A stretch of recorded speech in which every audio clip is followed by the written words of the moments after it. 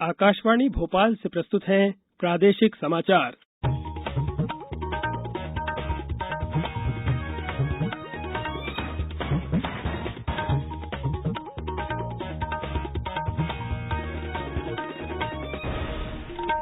नमस्कार, समाचारों के साथ मैं नवनीत चौबे। पहले एक अपील। भारत ने कोविड टीकाकरण अभियान के अंतर्गत 100 करोड़ टीके लगाने का लक्ष्य हासिल कर लिया है।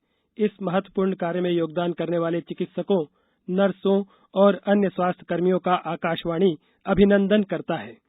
इसके साथ ही हम आपको सतर्क भी करना चाहते हैं कि कोविड अभी समाप्त नहीं हुआ है। आप सभी से हमारी अपील है कि यथाशीघ्र दोनों टीके लगवाएं और अन्य लोगों को भी टीके लगवाने के लिए प्रेरित करें। त्योहारों के समय कृपया इन 3 आसान उपायों का पालन अवश्य करें। मास्क पहनें, 2 गज की दूरी बनाए रखें, हाथ और चेहरा साफ रखें। कोविड से संबंधित कोई भी जानकारी और मार्गदर्शन के लिए राष्ट्रीय हेल्पलाइन नंबर 011-2397-8046 और 1075 पर संपर्क करें। अब इस बुलेटिन के समाचार। सबसे पहले मुख्य समाचार। प्रदेश के 66वें स्थापना दिवस पर आज विविध कार्यक्रम। प्रधानमंत्री ने भी दी बधाई। खंडवा लोकसभा सीट और 3 विधानसभा सीटों पर हुए उपचुनाव में वोटों की गिनती कल। कोरोना महामारी के कारण 2 वर्षों से बंद हज यात्रा अगले वर्ष से फिर शुरू होगी और भोपाल में खुला महिला स्व सहायता समूहों के उत्पादों पर केंद्रित एम्पोरियम राग भोपाली। अब समाचार विस्तार से। प्रदेश आज अपना 66वां स्थापना दिवस मना रहा है। इस वर्ष स्थापना दिवस कार्यक्रम की थीम आत्मनिर्भर मध्य प्रदेश है। प्रधानमंत्री नरेंद्र मोदी ने एक ट्वीट में कहा कि मेरी कामना है कि प्राकृतिक संसाधनों और कला संस्कृति से समृद्ध यह प्रदेश यूं ही निरंतर प्रगति के पथ पर अग्रसर रहे। मुख्य समारोह भोपाल के लाल परेड ग्राउंड में हो रहा है। इसमें जाने माने गायक मोहित चौहान अपनी प्रस्तुति देंगे। वहीं सुश्री मैत्रेयी पहाड़ी ने आत्मनिर्भर मध्य प्रदेश पर प्रस्तुति दी। इस अवसर पर प्रदेश भर में विभिन्न कार्यक्रम हो रहे हैं। छतरपुर में केंद्रीय सामाजिक न्याय और अधिकारिता मंत्री डॉक्टर वीरेंद्र कुमार भी स्थापना दिवस कार्यक्रम में शामिल हुए।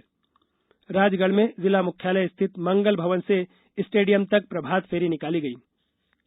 आगरमालवा में पुरानी कृषि उपज मंडी में सांस्कृतिक कार्यक्रम प्रस्तुत किए जा रहे हैं। होशंगाबाद और बैतूल में मिनी मैराथन दौड़ का आयोजन किया गया। गुना में कलेक्टर ने शहर को स्वच्छ और सुंदर बनाने के लिए शपथ दिलाई। रायसेन में कलेक्टर अरविंद कुमार दुबे ने कलेक्ट्रेट कार्यालय से साइकिल रैली को हरी झंडी दिखाकर रवाना किया। शहडोल जिले में सांस्कृतिक कार्यक्रम हुए। वहीं डिंडोली में रंगोली प्रतियोगिता का आयोजन हुआ।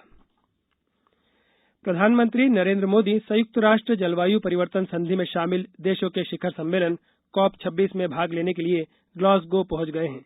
इसमें 120 से अधिक देशों के राष्ट्राध्यक्ष और शासनाध्यक्ष भाग ले रहे हैं। यहां की 2 दिन की यात्रा के दौरान वे ब्रिटेन के प्रधानमंत्री बोरिस जॉनसन सहित कई नेताओं के साथ द्विपक्षीय बैठकें करेंगे। श्री मोदी ने ट्वीट कर कहा कि वे जलवायु परिवर्तन की गति को कम करने के लिए विश्व नेताओं के साथ मिलकर काम करने और इस दिशा में भारत के प्रयासों की अभिव्यक्ति के प्रति उत्सुक हैं। COP26 समझौते से संबद्ध देश पेरिस समझौता कार्यान्वयन दिशा निर्देशों को अंतिम रूप देने का प्रयास करेंगे। प्रदेश की खंडवा लोकसभा सीट सहित देश की 3 लोकसभा सीटों और 13 राज्यों की 29 विधानसभा सीटों के उपचुनाव की मतगणना कल होगी।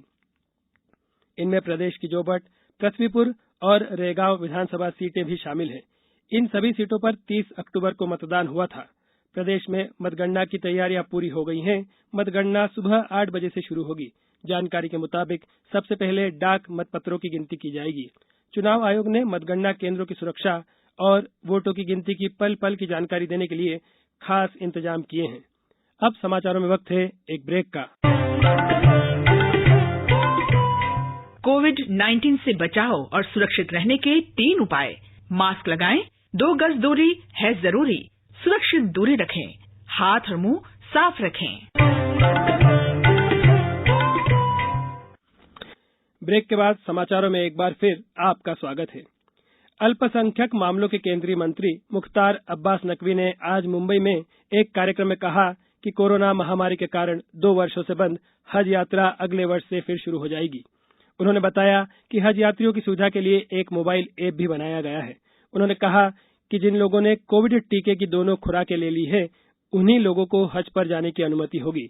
मध्य प्रदेश राज्य हज कमेटी के मुताबिक हज यात्रा के आवेदन अगले वर्ष 31 जनवरी तक स्वीकार किए जाएंगे। राज्यपाल मंगू भाई पटेल ने प्रदेश के स्थापना दिवस के अवसर पर राजभवन में स्वच्छता अभियान का शुभारंभ किया। राज्यपाल ने राजभवन के अधिकारी और कर्मचारियों के साथ प्रांगण की सफाई भी की। इस अवसर पर श्री पटेल ने कहा कि स्वच्छता एक दिन का कार्य नहीं है और यह हर किसी की जिम्मेदारी है। सबका सहयोग और सबका प्रयास ही स्वच्छता का आधार है। राज्यपाल ने आज राजभवन सचिवालय के प्रथम तल के सुसज्जित नव विस्तारित खंड का उद्घाटन भी किया। मुख्यमंत्री शिवराज सिंह चौहान ने आज भोपाल में महिला स्व सहायता समूहों के राग भोपाली एम्पोरियम का लोकार्पण किया। एक जिला एक उत्पाद की इस योजना में भोपाल जिले की जरी जरदोजी और जूट के उत्पाद तय किए गए। राग भोपाली को निफ्ट से भी जोड़ा गया है। वहां के डिजाइनर स्व सहायता समूह की दीदियों को प्रशिक्षण उपलब्ध कराएंगे। इनके उत्पादों को आजीविका मार्ट के साथ साथ ई कॉमर्स वेबसाइट से जोड़ा जाएगा।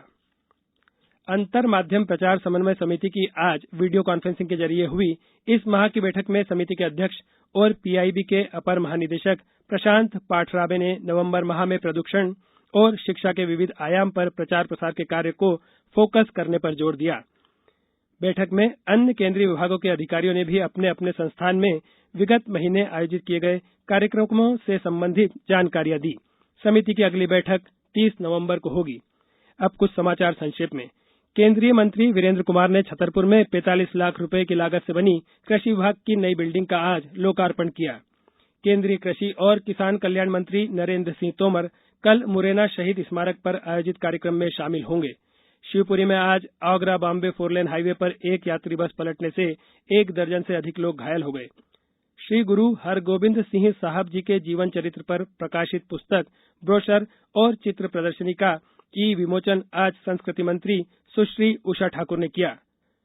जिला जेल गुना में कल 2 नवंबर से 7 नवंबर तक बंदियों से व्यक्तिगत मुलाकात बंद रहेगी।